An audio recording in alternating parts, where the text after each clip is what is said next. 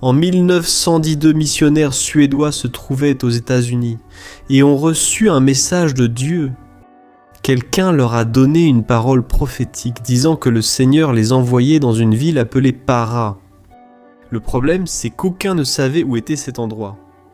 Alors ils sont allés voir le planisphère, ont cherché attentivement et ont découvert qu'il s'agissait d'une ville située à l'extrême nord d'un pays appelé Brésil. Ils ne parlaient pas le portugais d'ici, ne connaissaient absolument personne ici et n'avaient pas d'argent de côté. Malgré cela, ils ont acheté un billet de 3e classe sur un navire et 2 semaines plus tard, ils ont débarqué à Belém do Pará avec seulement 90 $ en poche et une certitude absolue dans le cœur. Dieu les avait envoyés là-bas. Plus de 100 ans après sa création dans un sous-sol à Belém, cette église est devenue la plus grande dénomination évangélique du Brésil, avec plus de 12 millions de membres. Évangélique du Brésil, avec plus de 12 millions de personnes. Le Brésil est devenu le 2e plus grand pays chrétien du monde, juste derrière les États-Unis. Mais ce que presque personne ne sait, c'est que ce message de l'année 1910 n'a pas été le seul.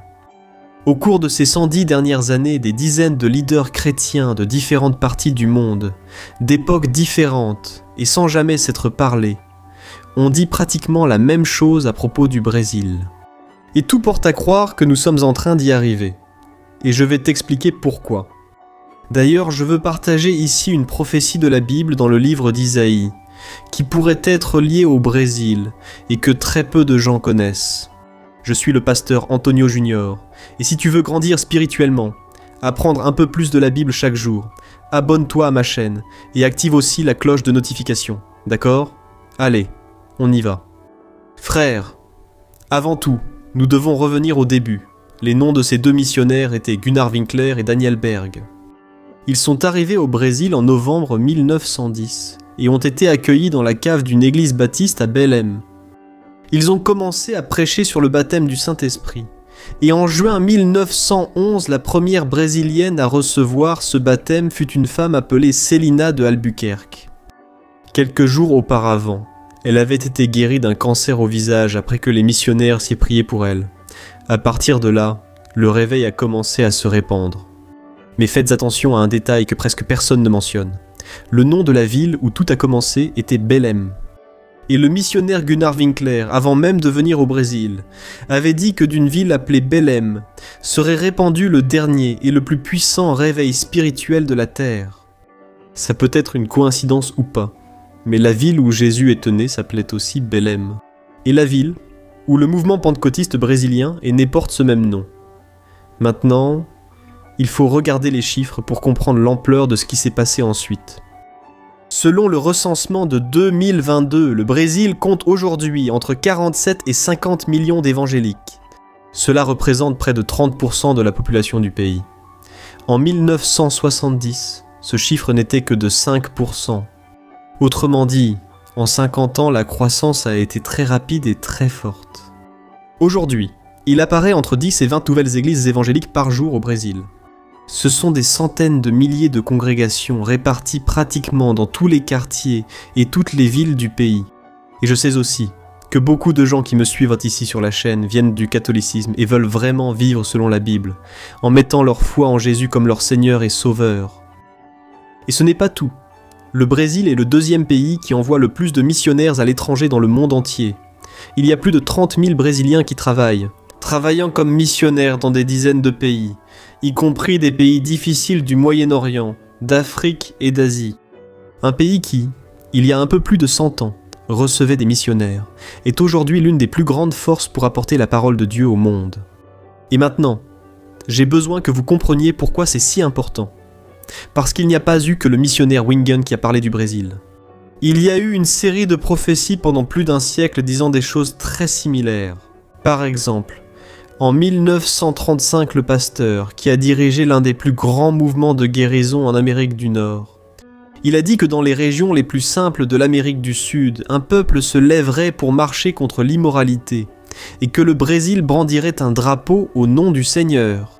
Et l'année suivante, en 1936, l'un des pionniers du mouvement pentecôtiste en Australie a dit qu'il n'avait reçu que quelques gouttes de l'action miraculeuse, mais que la grande pluie de Dieu se produirait au Brésil, avant le retour du Seigneur Jésus.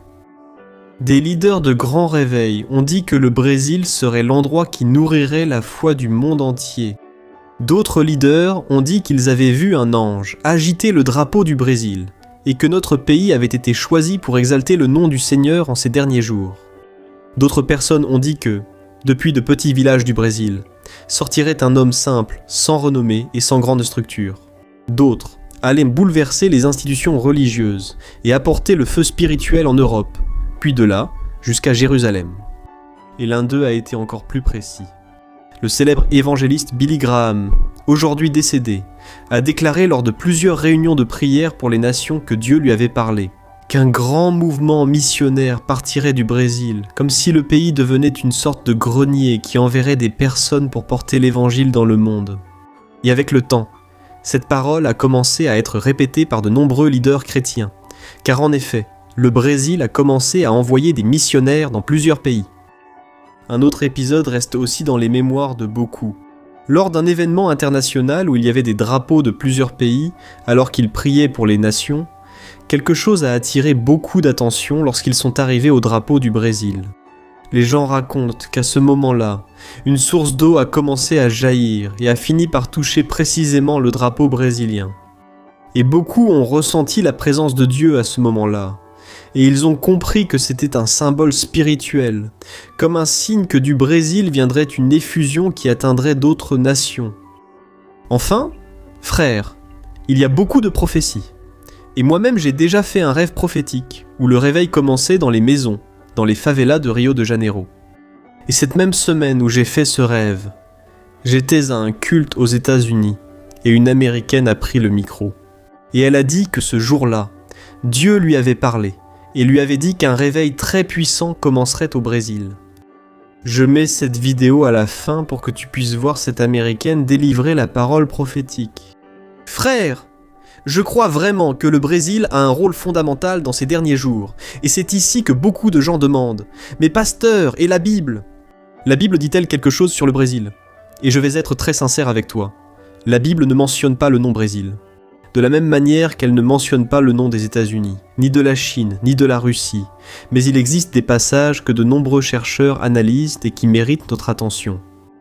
Dans Ésaïe chapitre 18, le prophète décrit une terre qui se trouve au-delà des fleuves de l'Éthiopie, une terre traversée par de nombreux fleuves, et il parle d'un peuple grand, et à la peau lisse, une nation forte.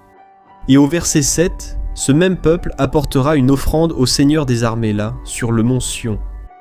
À cette époque, ce passage parlait d'une région proche de l'Égypte, mais l'expression « au-delà des fleuves de l'Éthiopie » a attiré l'attention de nombreux théologiens.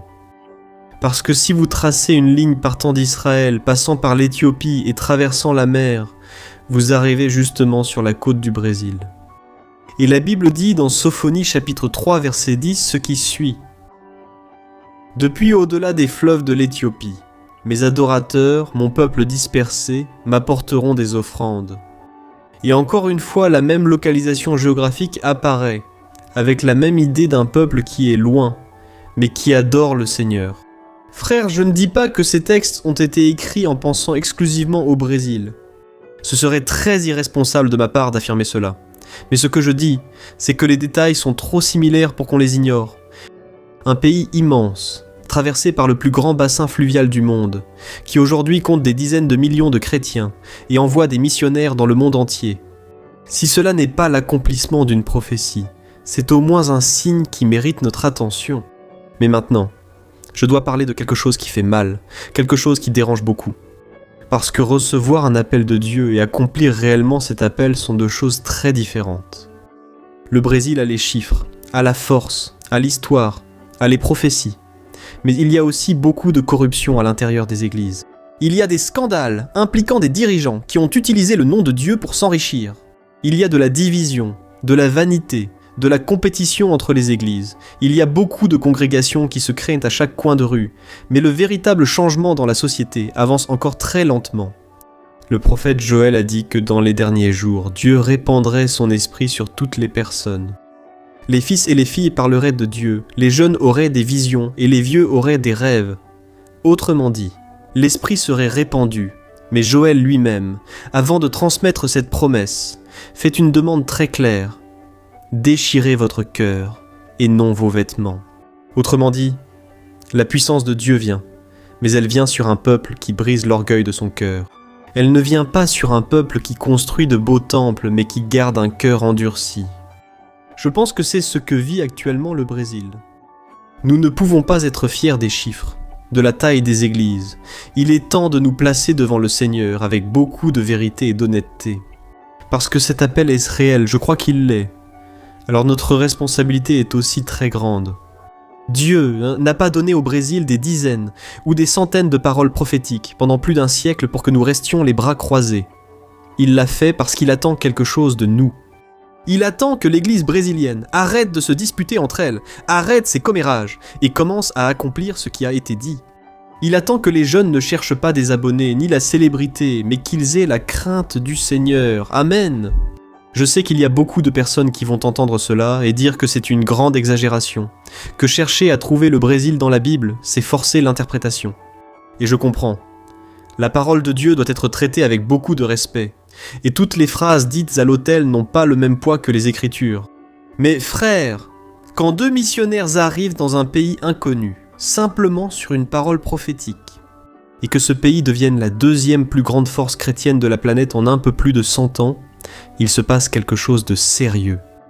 La grande vérité, c'est que le Brésil a toujours été mis de côté, toujours sous-estimé par le monde, par les médias et même par l'Église du Christ elle-même dans d'autres pays.